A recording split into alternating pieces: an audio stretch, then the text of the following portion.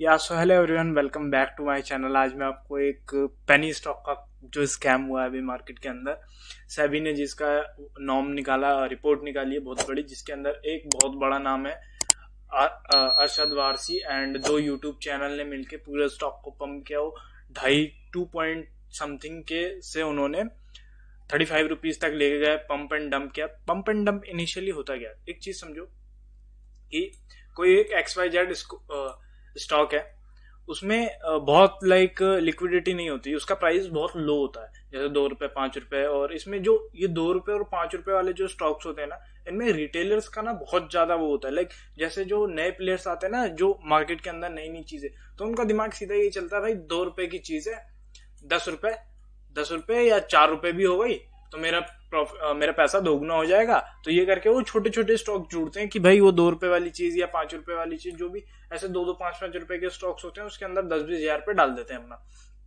तो इसमें होता क्या है, अब जहां पे लोग ज्यादा होते हैं ना, वहां पे ऑपरेटर की एक्टिविटी बहुत ज्यादा होती है। ऑपरेटर कौन होता है? जिसके पास बहुत ज्यादा पैसा है। कोई भी प्रमोटर हो सकता है, किसी ग्रुप ऑफ कंपनी का ओनर हो सकता है, कोई बड़ा सेलिब्रिटी हो सकता है, कोई भी हो सकता है। आप यकीन नहीं मानोगे, हर्षद वारसी, इसको बहुत बंदा बहुत फेमस है। इसकी बहुत अच्छी अच्छी पिक्चर है, गोलमाल है एंड वेट अ सेकंड, मैं आपको दिखाता हूँ अगर इसकी फोटो है तो। ये बंदा है भाई, ये बंदा है, मतलब समझ रहे हो मैनिपुलेशन का लेवल कितना जा चुका है इसने। और दो यूट्यूबर है, YouTuber I think so YouTube पे एड वगैरह रन करते हैं, वो उसका रिकमेंडेशन देते हैं। मैं यूट्यूब चैनल का नाम नहीं लूंगा, बट उन दोनों ने मिलके एक स्टॉक्स को जो 2 रुपए का था, वहां से इन्होंने एक्यूमुलेट करना स्टार्ट किया और उसको पंप किया इनिशियली 10 रुपए तक। ठीक है, 10 रुपए तक उसको ले गए। ये 2 रुपए से 10 रुपए के बीच में इन्होंने अपनी पोजीशन बना ली सारी, अपने जितने भी इनको इन्वेस्टमेंट डालना था इन्होंने डाल दिया। उसके बाद इन्होंने उसका एड चलाना स्टार्ट किया यूट्यूब में, और इन्होंने ऑलमोस्ट यूट्यूब के रेवेन्यू, मतलब यूट्यूब का जो एड होता है, जो आपको वीडियो से पहले देखने को मिलता है, उसके उसके ऊपर इन्होंने कुछ तो 4 करोड़ रुपए खर्च किए उस एड को चलाने के लिए। मतलब समझ रहे हो कितना बड़ा इन्होंने मास्टरमाइंड वाली चीजें करी। एंड बहुत भाई लोगों को चूतिया काटने के लिए ना, किसी भी पॉसिबल वे तक जाते हैं। पीपल्स को, भाई बंदों को नहीं पता कि मार्केट में कैसा काम हो रहा है, मार्केट में कैसी चीजें हो रही है। तो जो नया बंदा आता है ना, उसको समझ ही नहीं आता, उसको ये चीजें कभी समझ ही नहीं, वो सीधा उसका यही लॉजिक रहेगा। एक टाइम में जैसे येस बैंक है, येस बैंक 400 रुपए का था, आज 15 रुपए का है। तो अगर ये वापसी 400 जाएगा तो उनको बहुत सारा पैसा हो जाएगा। भाई एक चीज, एक सिंपल सी चीज समझो, अगर कोई 400 की चीज 15 रुपए की मिल रही है, तो कुछ तो बात होगी उसके अंदर, कुछ तो दिक्कत हुई है जो वो 400 की चीज 15 की मिल रही है। वरना भाई आपको क्यों ही देगा? आप इमेजिन करो, 1.5 लाख का आईफोन, कोई नया 1.5 लाख का आईफोन, जो इतने का ही आता है ना, 1.5 लाख का आता है। 1.5 लाख का आईफोन क्या आता है, ब्रांड न्यू आईफोन है, वो मैं आपको 10,000 में दे रहा हूं। आप बिलीव करोगे कि वो आईफोन है? नहीं, आप शक करोगे। लेकिन जब ये स्टॉक मार्केट में आते हैं ना, तो ये साइकोलॉजी इनकी बदल जाती है। यहाँ पे ये सोचते हैं नहीं भाई 10,000 में इनको आईफोन मिल रहा है। भाई 10,000 में आईफोन नहीं मिलता कभी भी। वो 1.5 लाख का आईफोन 1.5 लाख आपको पे करना पड़ेगा। पहले देखते हैं इसका इन्होंने किया क्या। इन्होंने स्टॉक्स जो 2.5 रुपीज के समथिंग था, वहां से इन्होंने उसको पंप करना स्टार्ट किया, 10 रुपए तक ले गए। 10 रुपए के बाद इन्होंने यूट्यूब पे एड्स चलाना स्टार्ट किया एंड ये सारी चीजें करी। उसके बाद ये स्टॉक का हाई लगाया ऑलमोस्ट 35 रुपए का। समझ लो, 2 रुपए से स्टॉक 35 रुपए गया। मतलब इन्होंने तो अब रिटेलर्स को नहीं पता, उस जो इन्होंने 4 करोड़ की एड्स चलाई उसके ऊपर कुछ व्यूज आए 83 लाख व्यूज थे। उसमें से कुछ 55,000 लोगों ने पार्टिसिपेट किया। मतलब अगर 55,000 लोगों ने सपोज करो 10-10 हजार भी डाला, तो इमेजिन करो कितना हो गया। तो वो स्टॉक भाई फ्री में इनको मैनिपुलेशन, फ्री प्राइस ऊपर चला गया। अब रिटेलर्स को नहीं पता कि भाई वो 35 रुपए से ऑफलोड करने वाले हैं, या किसी भी एक पर्टिकुलर प्राइस से अपने शेयर्स ऑफलोड कर देंगे या बेचना स्टार्ट कर देंगे, तो मार्केट नीचे आ जाएगा। तो इन्होंने इस केस में 35 रुपए से ऑफलोड करना स्टार्ट किया और वो वापसी प्राइस आ गया 2.5 पे। अब इस बीच में जो 10 रुपए से लेके 35 रुपए तक जितने भी बंदे थे, ये कोई भी अपने स्टॉक बेच ही नहीं पाएगा। क्यों? क्योंकि लोअर सर्किट लग जाता है, लोअर सर्किट में बायर ही नहीं है मार्केट में, तुम बेचोगे किसको? अब ये तो अपनी पोजीशन काट के निकल गए, क्योंकि इन्होंने एड्स चलाई तो स्टॉक्स का डिमांड क्रिएट हुआ, डिमांड क्रिएट हुआ तो जब ये प्राइस ऊपर चला गया तो ये तो अपनी पोजीशन काट के निकल गए। अब फंसा कौन? फंसा उसमें रिटेलर। जो रिटेलर कौन? रिटेलर जो आपके और मेरे जैसा बंदा है, जो यूट्यूब का एड देख के या सजेशन देख के जो घुस जाते हैं ना स्टॉक्स में, भाई ये स्टॉक बढ़िया है, ये सस्ता है, ये चलेगा चलेगा रिटर्न करके, उनका उनका कटा। अब वो सारे पैसे तो गए इनके। अब वो क्या करेंगे? अब तुम मार्केट से, भाई ऐसा तो है नहीं कि तुम एक बार अगर मार्केट में अगर तुम्हारा पैसा चला गया तो तुम कुछ भी करके वापस नहीं ले सकते। अगर तुम नॉलेज लेके चीजें करते हो तो हो सकता है आपको प्रॉफिट बन जाए, लेकिन जो आपका पैसा लॉस हुआ है वो लॉस का पैसा कभी आपको वापस नहीं मिलेगा, चाहे कुछ भी हो जाए, क्योंकि भाई वो लॉस का पैसा किसी के अकाउंट में जा चुका है। और भाई इस बंदे को इसकी मतलब क्या बताऊं यार, इस बंदे ने मतलब इतना दिमाग लगाया है ना।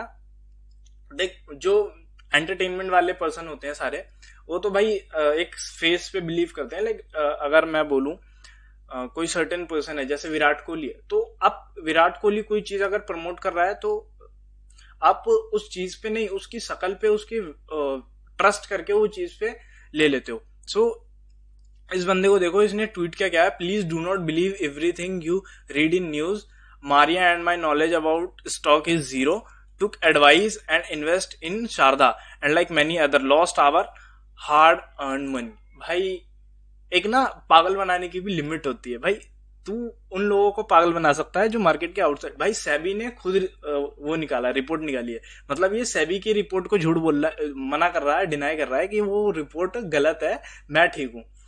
यार क्या मतलब, ऐसे ऐसे लोग। और देखो गाइस, एक सिंपल सी चीज बोलता हूँ, कभी भी आप अगर किसी भी पेनी स्टॉक में मत घुसो अगर आप नए हो मार्केट के अंदर। देखो, अगर कोई बंदा जो एक एस्टेब्लिश ट्रेडर है ना, अगर आपको लगता है कि आप सबसे ज्यादा समझदार हो, आप सबसे ज्यादा एक्स्ट्रा ऑर्डिनरी प्लेयर हो, मार्केट में आए हो अभी, तो ऐसा नहीं है भाई। लोगों ने वो चीजें कर रखी है आपसे पहले। अगर आप यस बैंक के अगर आप 5,000 शेयर खरीद सकते हो ना, तो यकीन मानो मैं 50,000 खरीद सकता हूँ। मैं तो छोड़ो, कोई भी XYZ बंदा जो है वो 50,000 खरीद सकता है, या फिर कोई जो बढ़िया एंटिटी है वो 5 लाख या फिर एक बहुत हैवी क्वांटिटी खरीद सकता है। लेकिन वो क्यों नहीं खरीद रहा? भाई उसके पीछे एक सर्टेन रीजन है, वो रीजन आप नहीं जानते। तो अपने नॉलेज पे काम करो, ऐसे कूदो मत किसी चीज के लिए, कोई हरी नहीं है भाई। तुम्हारा पैसा रहे ना रहे, मार्केट हमेशा रहेगा। मार्केट, तुम्हें मार्केट में सरवाइव करने के लिए पैसा चाहिए, तो अपने हार्ड एंड अर्न मनी को ऐसे किसी के सजेशन पे या किसी के टिप पे मत दो। अब ट्रेडिंग्स के अंदर भी हो गया, लाइक ट्रेडिंग, ये तो चलो इन्वेस्टमेंट की बात हो गई, इन्वेस्टमेंट में भी लॉसेस होते हैं। ट्रेडिंग में तो इससे भी बड़े बड़े कांड है भाई। ट्रेडिंग में वो कॉल एंड पुट जो देते हैं ना टेलीग्राम में, रॉकेट उड़ा उड़ा के रॉकेट बनाते हैं, वो उनका एक अलग सीन है। तो भाई इन सब चक्करों में मत पड़ो, अपनी नॉलेज पे फोकस करो। भाई कोई भी शॉर्टकट नहीं है किसी भी चीज का, हर एक चीज में टाइम लगता है। आपको डॉक्टर बनना है, इंजीनियर बनना है, 4 साल 5 साल देना पड़ता है किसी एक पर्टिकुलर फील्ड के अंदर आके। अब आप ऐसे सोच रहे हो कि भाई मैं आया हूँ स्टॉक मार्केट में, आज मैंने डीमेट अकाउंट खोला और अगले दिन से मैं भाई राजा हो गया, या फिर अगले महीने मेरा जैकपॉट लग जाएगा, 10,000 का 20,000 हो जाएगा, 20 का 40 हो जाएगा। भाई ऐसे नहीं होता। सीधी सी बात है, तुम्हें मेहनत करनी पड़ेगी, तुम्हें अपना नॉलेज बढ़ाना पड़ेगा, तभी तुम पैसा कमा सकते हो। वरना इन द एंड में आके तुम्हें पैसा लूज ही करना है, पैसा देना ही है मार्केट को, और फिर कुछ टाइम के बाद मार्केट को गाली देते हुए बाहर निकल जाओगे as usual, gambling and all बोल के। क्योंकि भाई अब ये जो बंदे फंसे हैं इसके अंदर, क्या लगता है आपको? ये देखो 30 जो मतलब जो भी बंदा बीच में फंसा हुआ है 35 रुपीज से या सर्टेन के अंदर, जिसका लॉस हो रहा होगा अभी, वो 70-80% जो लॉस में दिख रहा होगा, क्या लगता है आपको? वो बोलेगा कि भाई मार्केट अच्छा है या मार्केट बहुत हुआ है? वो सीधा बोलेगा भाई गैम्बलिंग है, मेरा तो ऐसे हुआ। अब कोई एक चीज समझो, कोई भी बंदा है, सपोज अगर मैं भी हूं, अगर मैं 50,000 लेके आया एंड मेरा 50,000 20,000 रह गया, तो भाई मैं क्यों जाऊंगा? मैं 30,000 लूज करने के बाद वापसी क्यों अपने हाथ जलाने के लिए वापसी जाऊंगा? ये सीधी सी चीज है। अब ये मतलब भाई ऐसा मत करो।